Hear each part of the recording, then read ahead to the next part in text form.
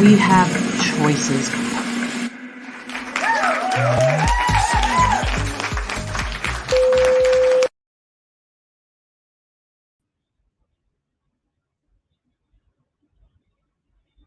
Hi, everybody. Helen from Positive Space here. Today, I'm going to talk to a former guest. She's here again tonight, Christina Mathieson Segura. And aside from being one of the most successful real estate people on Long Island, more importantly, she is a breast cancer survivor. Christina went through, she went through chemotherapy, a double mastectomy, and also reconstructive surgery. And during this journey, she decided to record all of it, which quite frankly, I think was very brave. Okay. So what's happening tonight is we're going to talk about her documentary, why she did it, why and where she wants it to go. And I think the people involved up there are Deborah, Nikki, Lori, myself, and Christina. And the 5 of us are all breast cancer survivors. So I would like to introduce my guest, Christina Mathieson Segura. Hey, Christina. Hi, Helen. Hi, how are you today? I'm great. How are you? I'm good. Thank you so much.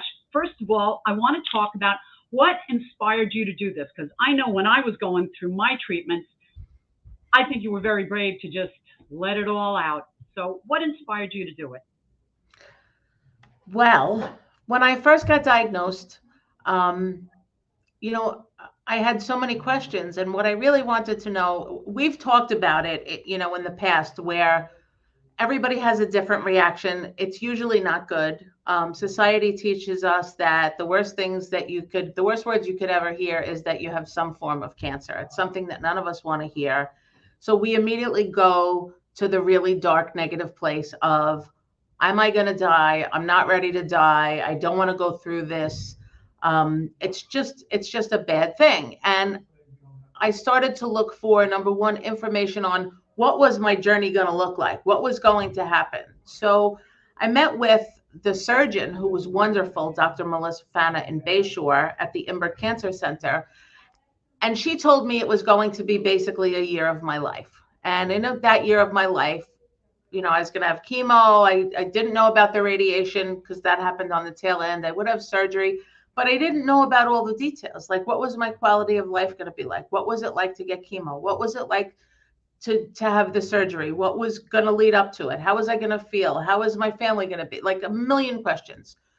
So really what I needed to do was to speak to women that had gone through it, women that got diagnosed with breast cancer, the same as me, the same as you, came out on the other side, and they were okay. I just wanted to know that I was going to be okay. And I wanted to have that firsthand experience, really, I guess, secondhand, like, what was their experience? So one of the women that I ended up connecting with was Lori Zabrocki, who's in the documentary. And she was very forthcoming, gave me lots of info. When I asked her about chemo, she said it was doable. So she didn't say it was nothing, and she didn't say it was awful. She gave me enough inspiration that she did it, other women did it, and she was okay.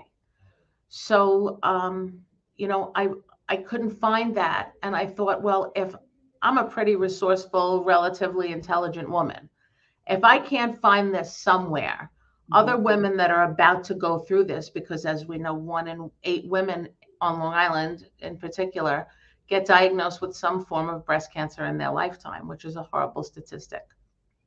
If I can't find these resources, I can't go through this journey for nothing. I'm going to document it so I can help the next person. So that's really why I had to do it. How often did you document it? Just on your treatment days or on your days off when you were home? Did you do it every day? How often did you work on it? I did videos usually, at 5 or 6 in the morning when everybody else was asleep. I knew that it was important to share my feelings and, like, the rawness of it. I didn't want it to be some fake or phony thing. Lord knows the pictures are not, they're not beautiful. They're not the images that I wanted as a businesswoman to be out in the world.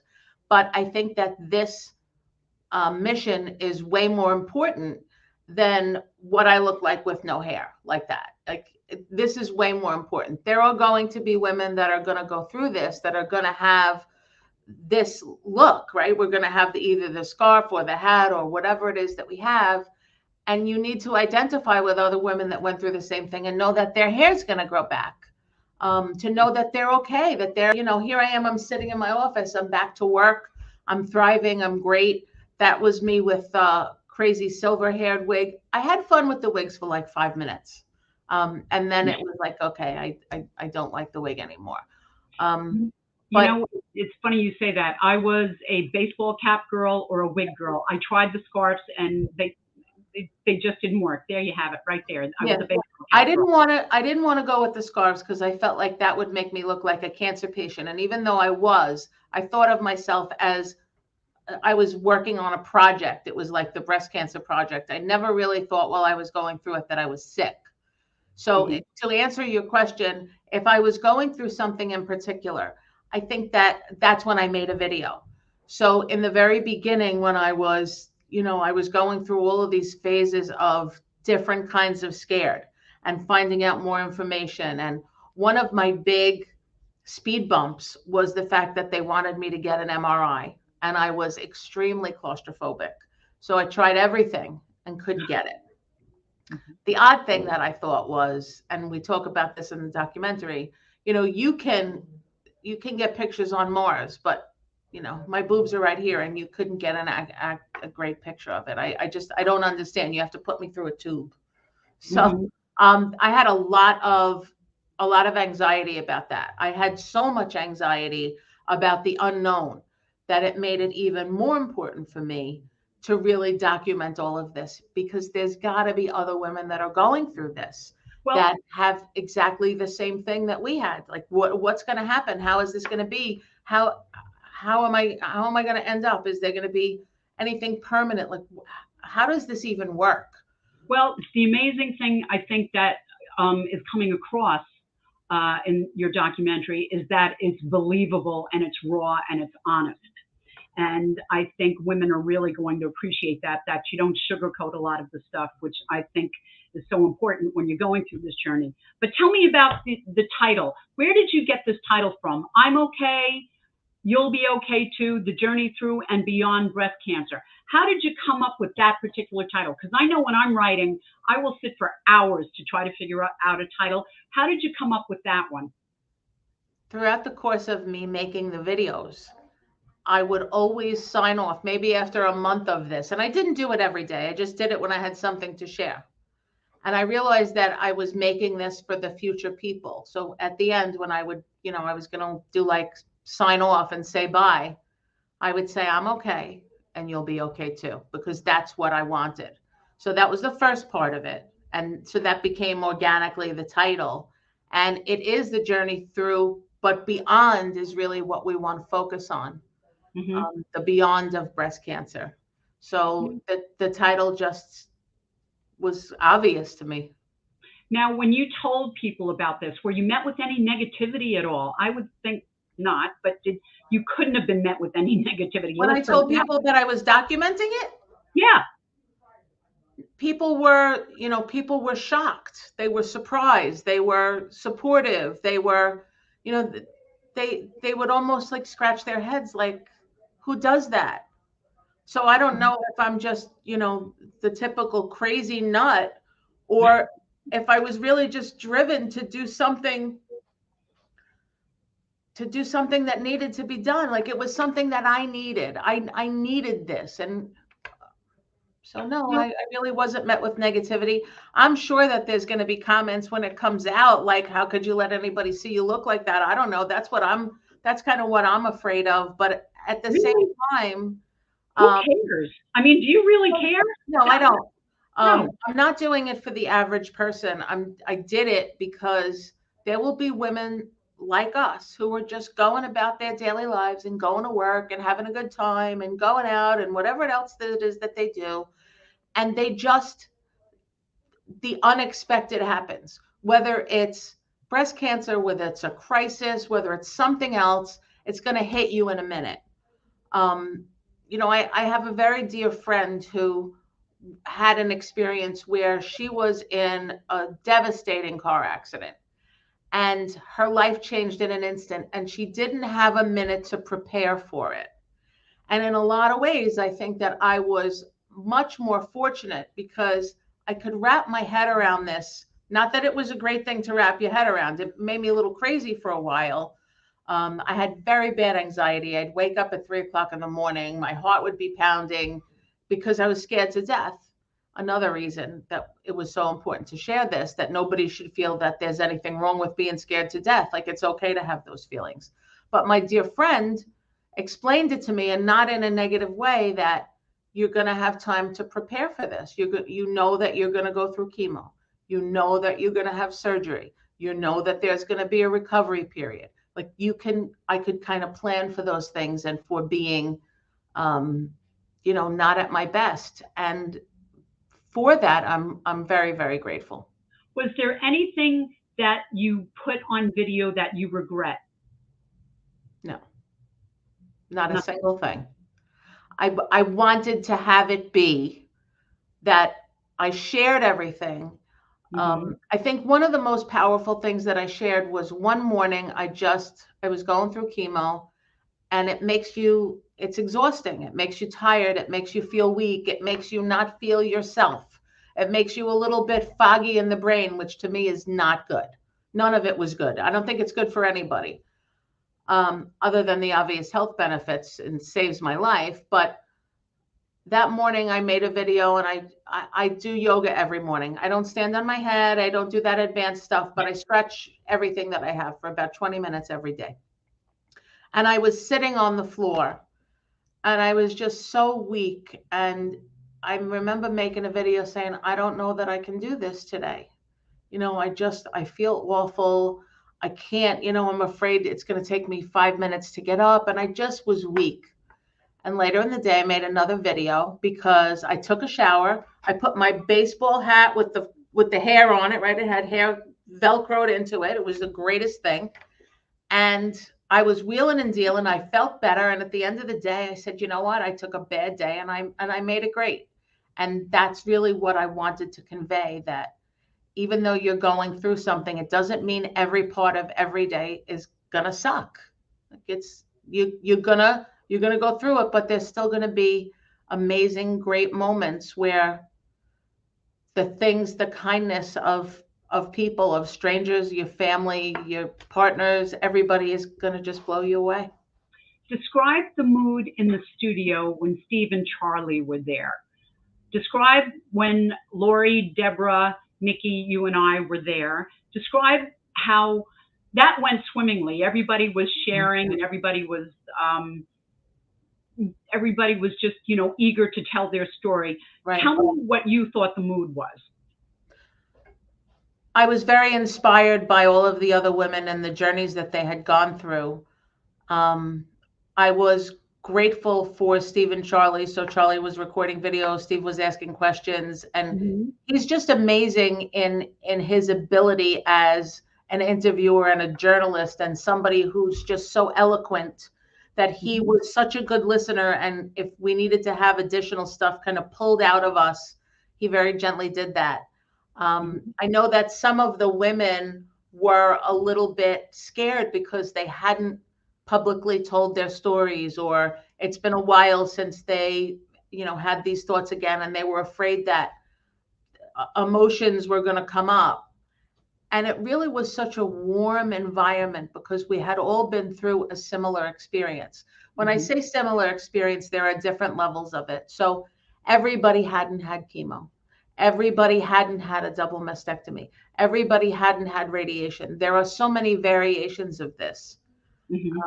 And optimally, as much as I want this documentary to be the story of you can get through it, get the treatment, you'll be fine on the other side, I think it's also so important to make people understand that one of the women didn't have to have any of those things, right? She had a double mastectomy and reconstruction. She didn't have to have chemo. You didn't have to have a double mastectomy and reconstruction, but you did have to have chemo. The bottom line is, until this disease is eradicated, we have to be vigilant in making sure that we get mammograms, that we have doctors, that we routinely do it, because when you catch it early, you're going to be fine. Don't wait. Don't put it off. Yeah. And we want to make it okay to talk about. Don't forget the self-breast exams, either 100%. the mammograms, the sonograms, absolutely. The MRIs even too, but the self-breast exams, that's how I found my lump. Yeah. So, it's important. It's all important. Yeah. And you can't be scared. If you find something and you found it, you know, just go. Just go get it taken care of. Yeah, it's going to change your life for a minute. I have a question for you. I have a ton of questions for you. The mammograms. I push people now, nag people, push them to get their mammograms. Have you find, since you've gone through this experience, that you do the same thing? I really kind of nag people. I've gotten 3 people to go for their mammograms. All good, thank God. But do you find that as well now, that you kind of push the self-care a little bit more? I don't know if I do that more. I will always share my story, but I don't think that I do that as much. I think that I make it known, but if it was my close friends and family, yes, I do it with my daughters. But if it was, you know, I wouldn't do it to strangers. I don't know. I think it's admirable that you do that. I think that it's great. I don't think that that's something that I routinely do. Nobody argues with me, you know, because I launched into my story that the whole 9 yards, and they listened. But I think they're happy to get away from me. But I do follow up with them. Did you go yet? Did you do this yet? And the gentle, we'll call it gentle nudging, but I'm glad that I did that, because I did get 3 people that, you know, would say, "My last mammogram was 10 years ago," and I'm trying not to jump up and down and do that whole thing. Yeah. But when in the studio, I wanted to get back to the studio. What insight did you get? Any new insights from the girls or myself? I've got plenty of new insights, just to see how brave we all are. But did you come away with any new insights at all? After we had the conversation when we were filming with all of the women, I so many times looked at them and listened to their stories about what they went through, and I thought, oh my goodness, they're so brave. Oh my goodness. It almost seems like what I went through is a blur now, even though it was real as real could be. I guess that's the way that the human mind works, right? When you have something kind of traumatic or big, it gets lessened over time. One of my takeaways was that we had all had such similar feelings, even though our circumstances were so different.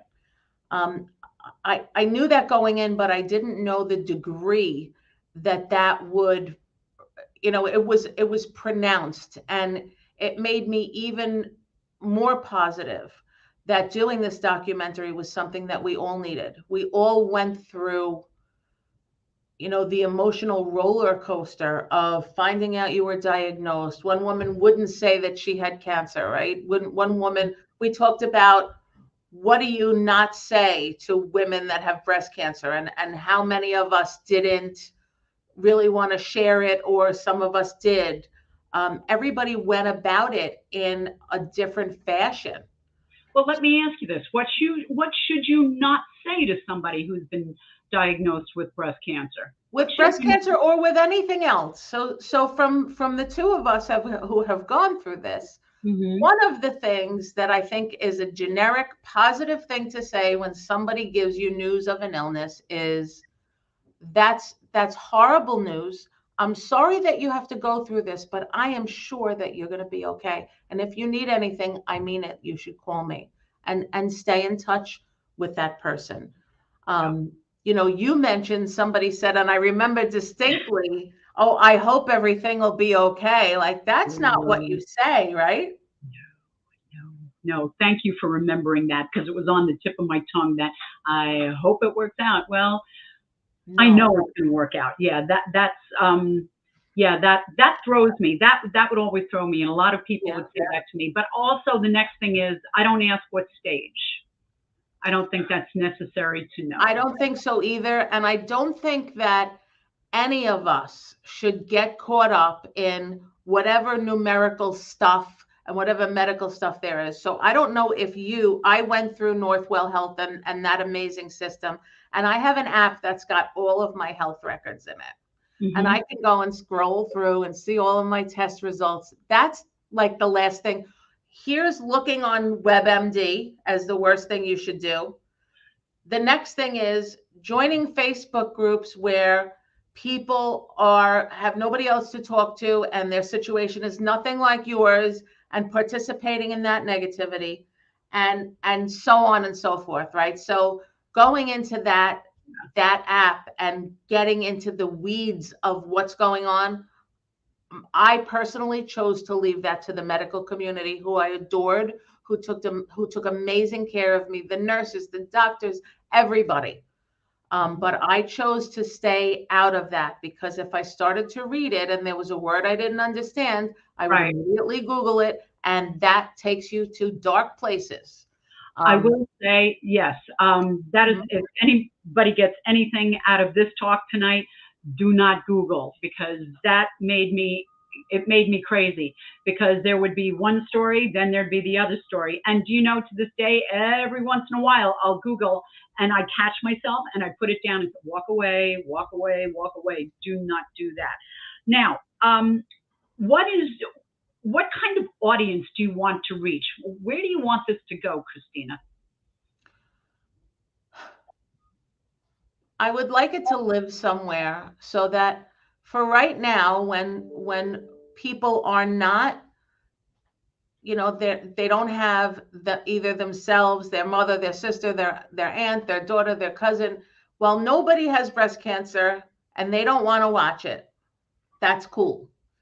But if the time should come, God forbid, that someone in their circle needs to have a frame of reference and needs to know that they're going to be okay, I'd like to have it readily available. I'd like to share it within the medical community, so that when women are first diagnosed, they can see, the positive side of it. And I didn't want to make this documentary. I didn't want to share my videos on YouTube while I was going through it, because I didn't want anybody to have a negative thought about it. Even though in the beginning you would think that there is really nothing positive that comes from having breast cancer, I strongly disagree. And I wanted to start this from, I'm really great. I'm great now. You'll be great too. This was what I went through, but I'm great. And I don't want anybody to get a different message. I absolutely love that. Tell me more about that you were great and that it wasn't a negative experience. How was it a positive experience for you, aside from you and I meeting, which is wonderful? Right. But how was it a positive experience? How did it change you? What's the lessons? What's the blessing? I learned that I had to rest, and I had never in my 56 years of life rested. I had a bunch of kids. I was a single mom, and I was always go, go, go. Mm-hmm. And now I'll be like, you know what? I'm going to sit on the couch for 10 minutes. It's wonderful. It's very liberating to know that it's okay, that I'm not a failure as a woman or a mother or a grandmother, that I choose to rest every now and then. I think that I know that it absolutely created the most amazing, strong bond with my husband. Something that we went through together. And if anybody tells you, look, he's so handsome. If anybody tells you that your partner doesn't go through that with you and doesn't have their own set of challenges, you should really talk to him, Helen. He's got a whole bunch of stuff to talk about. I'd love to. So if, that's not true for the partners or the family of people that go through this. They have their own stuff that they go through. My children, the stuff that they did for me, it made me realize, as a parent, I know that I adore my children and my grandchildren and my stepchildren and my family and everybody. But what I realized was they really loved me. And it sounds stupid, but the things that they did just opened my eyes to, they each had to do something to help me. They each had to do something, who would go and get me a sandwich from the old neighborhood? Who would come and cook for me? Who planted my flowers? My kids made me a love garden when I was too weak to plant anything. And they Now, created this whole thing, and I will never forget that. now everybody should know that you went through this during the pandemic, Yes. right? It is my So, feeling that the world closed so I can just get through this and get done with it. And then the world opened again, which I think was very nice. well, we're appreciative, Mhm. absolutely.